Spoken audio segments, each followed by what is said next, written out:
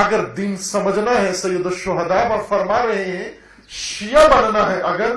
شیعہ اخلاقی برتر انسان کا نام ہے۔ ایک روایت ہے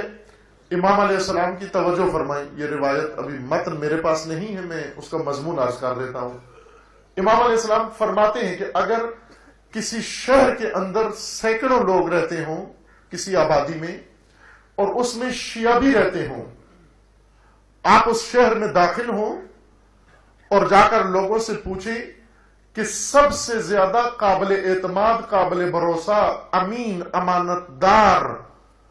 باوقار انسان اس شہر میں کون ہے؟ اگر غیر شیعہ کا نام لوگوں نے لے لیا کہ امین وہ ہے، قابل اعتماد وہ ہے، قابل بھروسہ وہ ہے، تو یہ جان لو کہ یہ جو باقی رہ رہے ہیں ان میں سے کوئی ہمارا شیعہ نہیں ہے۔ میں دوبارہ عرض کرتا ہوں، اگر آپ ایک ایسے شہر میں جائیں، آبادی میں جائیں، اور جا کر لوگوں سے پوچھیں کہ اس آبادی میں سب سے بڑا قابل بھروسہ انسان کون ہے، قابل اعتماد کون ہے، امانت دار کون ہے، اگر غیر شیعہ کا نام آ گیا تو یہ جان لو کہ اس آبادی میں کوئی بھی ہمارا شیعہ نہیں ہے۔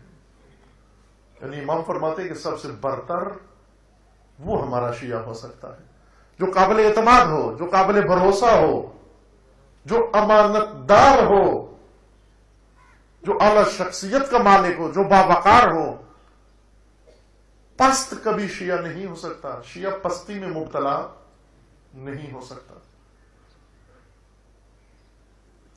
امام فرماتے ہیں اگر یہ پستی نہ ہوتی ان لوگوں کے اندر،